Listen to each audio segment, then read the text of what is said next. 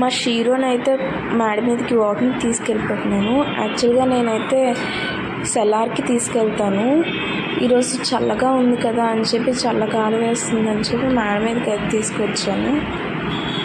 తీసుకొచ్చిన తర్వాత నేనైతే రోడ్డు మీదకి కూడా పట్టుకెళ్ళాలనుకుంటాను, కానీ వాడు రాడు. ఎందుకంటే భయపడతాడు, ఇంకా చిన్నోడే కదా, బైక్స్ కార్స్ తిరుగుతాయని భయపడతాడేమో, మరి రాడు అసలు.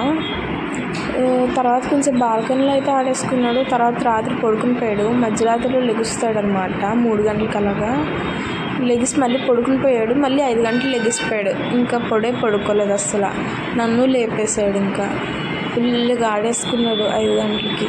మళ్ళీ కొంచెంసేపు 5:30 అలా అయ్యిందని పాలు కాస్త పెట్టి హాల్లో టీవీ చూస్తున్నాను నేను మా షీరో చూడండి ఎంత కామ్గా చూస్తున్నాడో టీవీని చూస్తున్నాము. తర్వాత వాడు ఎక్కడానికి దిగిపోవడానికి ట్రై చేస్తున్నాడు అనమాట నా మీద నుంచి. సరే దింపుతాను, ఏం చేస్తాడో చూద్దామని చెప్పి చూస్తే వాడు బెడ్ మీదకి వెళ్ళి ఏదో కొరుక్కుంటున్నాడు. పర్స్ ఏదో చూసారా. కొరుక్కున్న తర్వాత నేనైతే మా షీరో చిన్నప్పుడు వీడియో చూసాను అనమాట. ఈడ అంత పెద్దోడైపోయాడు అప్పుడే అనుకున్నాను.